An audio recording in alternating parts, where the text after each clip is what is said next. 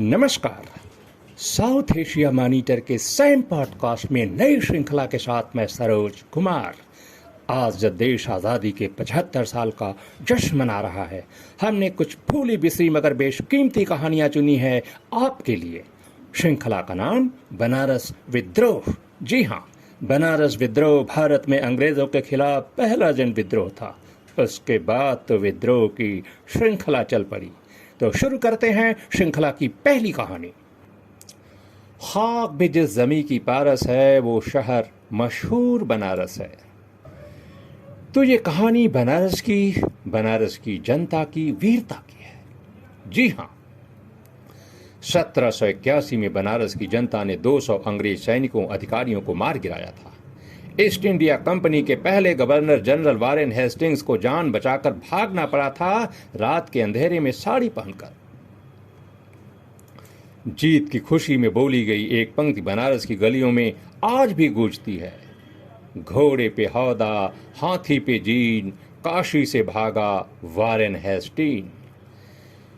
कहने का मतलब भयभीत हेस्टिंग्स बनारस से भागते समय इस कदर हड़बड़ी में था कि उसने हाथी की पीठ पर रखा जाने वाला हौदा घोड़े पर रखवा दिया और घोड़े का जीन हाथी पर।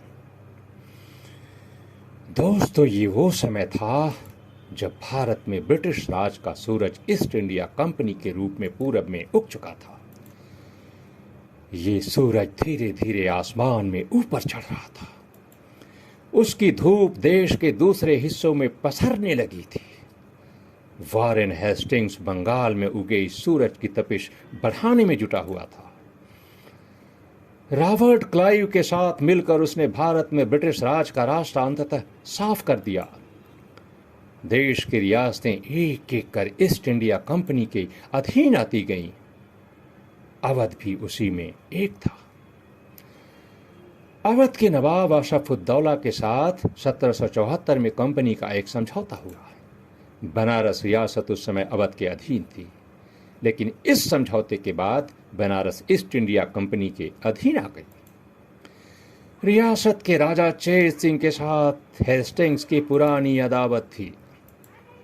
नए समझौते के साथ चेत सिंह को मजा चखाने का हेस्टिंग्स के हाथ जैसे एक मजबूत औजार लग गया।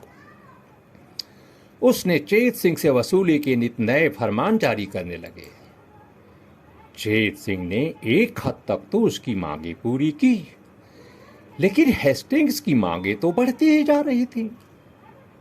राजा ने अब हेस्टिंग्स के फरमान मानने से इनकार कर दिया। हेस्टिंग्स भी तो इसी दिन का इंतजार कर रहा था।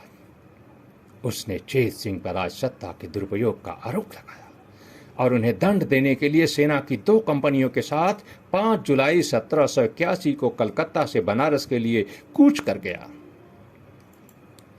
14 अगस्त 1781 हेस्टिंग्स बनारस पहुंच गया। शहर के बीच कबीर चौरा मोहल्ले में माधवदास की बगिया में उसने तंबू गाड़ दिए। चेत सिंह के खिलाफ हेस्टिंग्स को भड़काने में बनारस के औसान सिंह ने बड़ी भूमिका निभाई थी। उसी ने कलकत्ता जाकर चेत सिंह के खिलाफ मुखबिरी की थी। औसान सिंह एक समय चेत सिंह का दरबारी था, लेकिन संदिग्ध गतिविधियों के कारण उसे राज दरबार से निष्कासित कर दिया गया था और हेस्टिंग्स उसने उसे राजा की उपाधि दे दी थी। बनारस में आज जो औसानगंज मोहल्ला है उसी औसान सिंह के नाम पर है।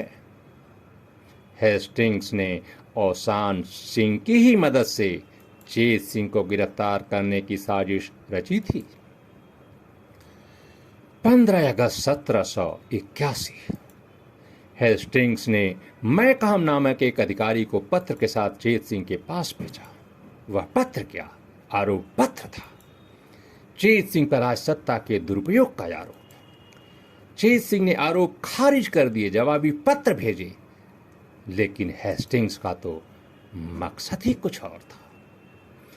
चेत सिंह और हेस्टिंग्स के बीच दिन भर पत्राचार का दौर चलता रहा। बनारस में एक खबर जंगल की आग की तरह फैल गई कि वारेन हेस्टिंग्स राजा चेत सिंह को गिरफ्तार करने आया है। बनारस की जनता काशी नरेश को बाबा विश्वनाथ का रूप मानती है। अपने राजा की गिरफ्तारी बनारसियों को किसी कीमत पर कबूल नहीं थी। अंधेरा होने के साथ ही शहर में बैठकों का दौर शुरू हो गया। फैसला हुआ हेस्टिंग्स से मुकाबला करने का। रात भर युद्ध की तैयारियां चलती रही। जिसके पास जो भी हथियार थे, बंदूक, तलवार, भाला, गड़ासा, कुल्हाड़ी, लाठी, सब लेकर लोग शिवाला मोहल्ले में किले के चारों ओर घात लगाकर बैठ गए।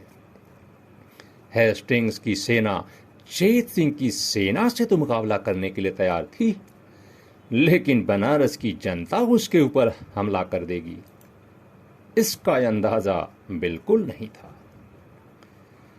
16 अगस्त 1781 सावन का अंतिम सोमवार, राजा चेत सिंह ने परंपरा के अनुसार शिवाला किले में भगवान शिव का जलाभिषेक किया। बनारस की जनता आज जलाभिषेक के बदले रक्ताभिषेक की तैयारी में थी। चेत सिंह जलाभिषेक के बाद दरबार में कामकाज निपटाने में जुट गए। तभी अंग्रेज सैनिक किले के अंदर घुसने की कोशिश करने लगे। शाही सैनिकों ने उन्हें रोक दिया। चेत सिंह के प्रतिरोध का रुख देख हेस्टिंग्स सचेत हो गया। उसने अब नई साजिश रची। अंग्रेज अधिकारी मैकहम ने चेतराम नामक एक मातहत को पत्र के साथ शिवाला भेजा। चेतराम ने किले के द्वार पर शाही सैनिकों को समझाया कि हेस्टिंग्स राजा चेत सिंह के जवाब से संतुष्ट हैं और उन्होंने राजा के लिए एक संदेशा भेजा है। इस तरह चेतराम को अंदर जाकर राजा से मिलने की अनुमति मिल गई। लेकिन राजा से मुलाकात के दौरान चेतराम उनके साथ बदसलूकी करने लगा। मंत्री मनियार सिंह को ये नागवार गुजरा। उन्होंने चेतराम को ललकारा। मनियार सिंह की ललकार इतनी तेज थी कि आवाज किले के बाहर तक गूंजी। अंग्रेज सैनिकों ने बंदूकें तान ली। गोलीबारी शुरू हो गई। किले के अंदर चेतराम भी चेत सिंह पर टूट पड़ा, लेकिन राजा के सेनापति ननकू सिंह नजीब ने अपनी तलवार के एक ही वार से चेतराम के 2 टुकड़े कर दिए। फिर क्या, तलवारें खिंच गईं। हर हर महादेव के नारे के साथ चारों ओर से बनारसी वीर अंग्रेजी सेना पर टूट पड़े। अंग्रेज सैनिक इस तरह के चौतरफा हमले से मुकाबले के लिए बिल्कुल तैयार नहीं थे।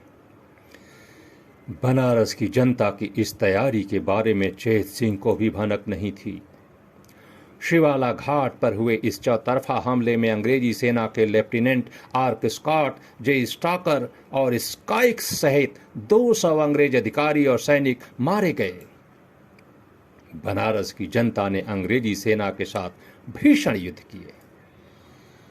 इस युद्ध की गवाही शिवाला किले के बाहर मौजूद शिलापट आज भी देता है।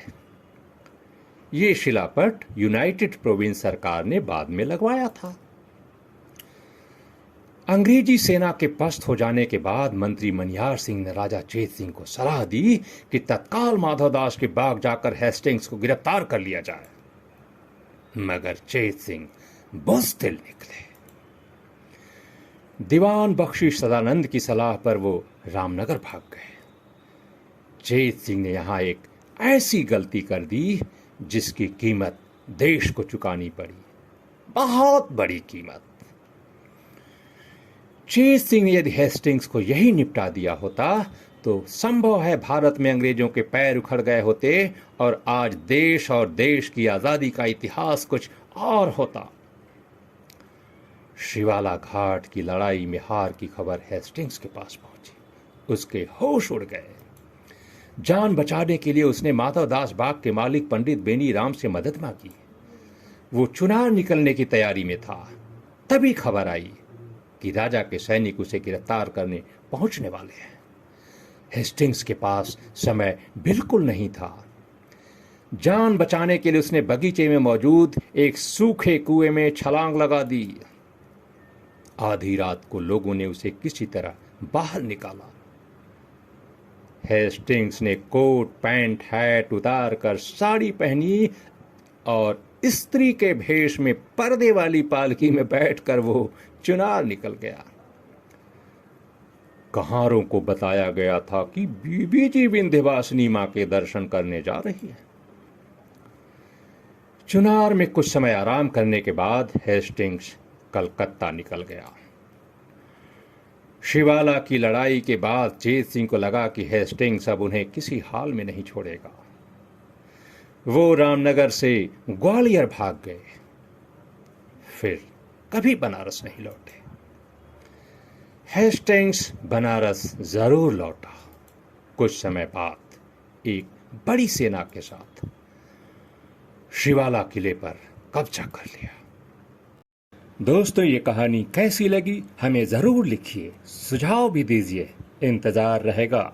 अगले हफ्ते फिर मिलेंगे श्रृंखला की एक नई कहानी के साथ। तब तक के लिए हमें दीजिए इजाजत। धन्यवाद।